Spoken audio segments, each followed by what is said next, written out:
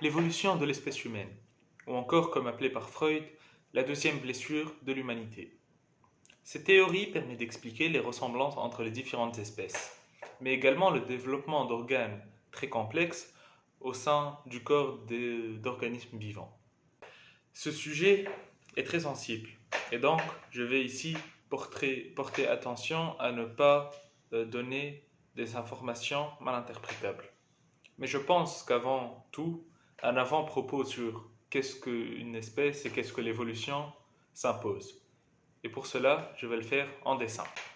Une espèce est une population dont les individus peuvent effectivement ou potentiellement se reproduire entre eux et engendrer une descendance fiable et féconde dans des conditions naturelles. Par exemple, les moutons sont une espèce puisqu'ils peuvent se reproduire et engendrer des bébés moutons. Les scientifiques et zoologistes commencent à voir que toutes les espèces se ressemblent plus ou moins, même s'ils ne semblent pas se ressembler. Par exemple, un homme et une baleine ne se ressemblent pas trop en apparence. Et pourtant, si on voit de plus près, on voit que la main de l'homme et la nageoire de la baleine se ressemblent puisqu'ils ont tous les deux 5 doigts avec des phalanges. L'un des scientifiques ayant travaillé sur cette classification des espèces est Carl Linné. C'est l'inventeur de la classification moderne qu'on utilise aujourd'hui. Puis on note genre, espèce, et puis on note le découvreur et la date. La classification des espèces se fait à plusieurs niveaux. Tout d'abord, on prend le monde vivant. Et dans ce monde vivant, on définit un domaine. De ce domaine découle un règne, un nombre, mais également une classe, un ordre, une famille, puis un genre et finalement l'espèce.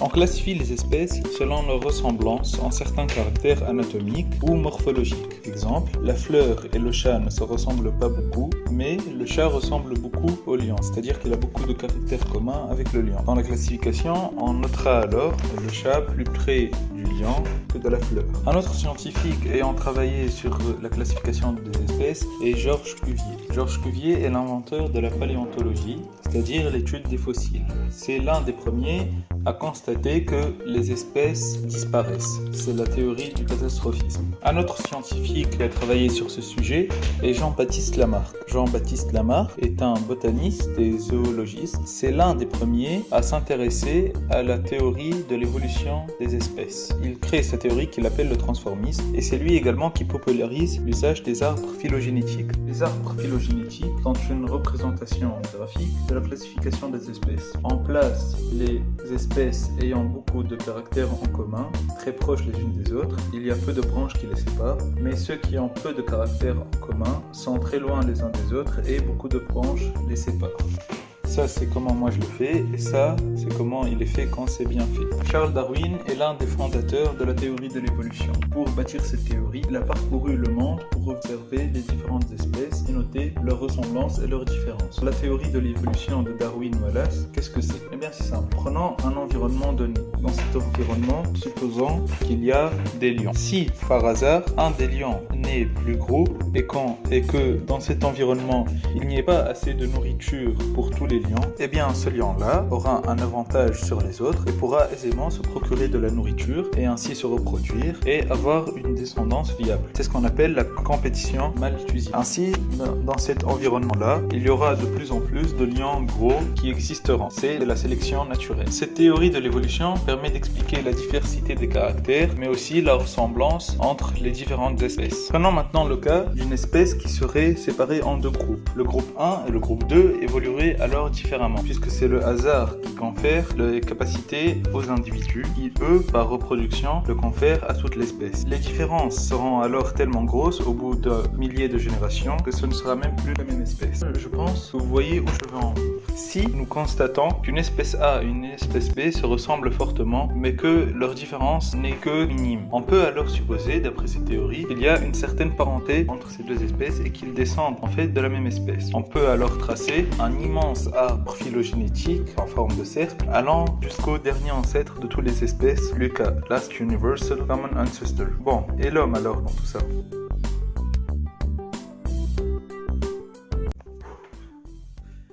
C'est mieux. Mais l'homme alors, qu'est-ce qu'il a à faire dans tout ça? Eh bien, le chimpanzé, le gorille, l'orang-outan, l'homme, etc. font partie de la famille des primates. Les zoologistes ont déjà remarqué les caractères communs entre ces primates et l'homme. Squelette, colonne vertébrale, mains, pieds, 2 yeux, bouche, dents, etc. Grâce à ces ressemblances, nous pouvons créer une matrice de comparaison. avec cette matrice, on peut mettre en évidence un arbre phylogénétique. Voici la matrice de comparaison qu'on a donc créée. Nous pouvons voir que l'homme partage des caractères communs morphologiques avec beaucoup de primates.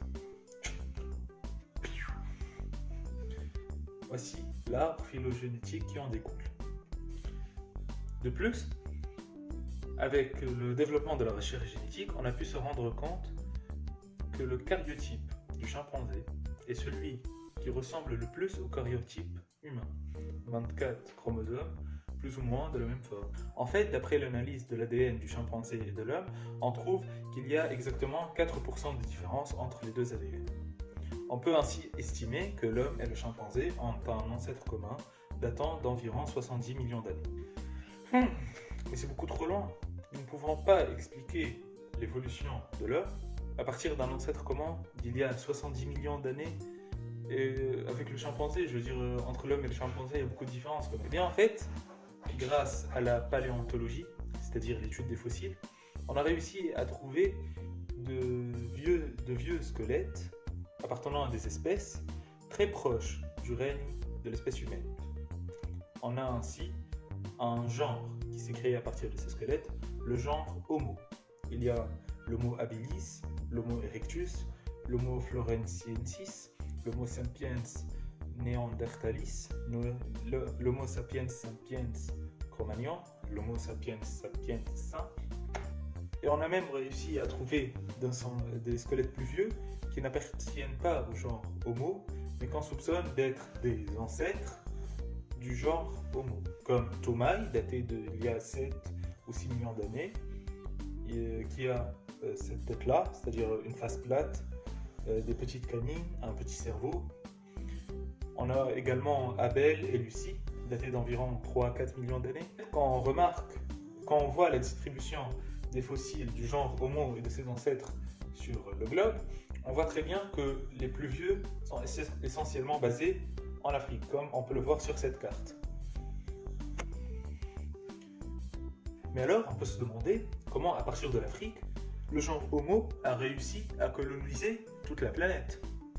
Eh bien, en fait, les espèces de la famille des Homos ont surtout vécu en famille et non loin de leur territoire. Ils ont donc habité plusieurs millions d'années le côté est de l'Afrique, comme vu sur cette carte, jusqu'à l'arrivée des Homo erectus.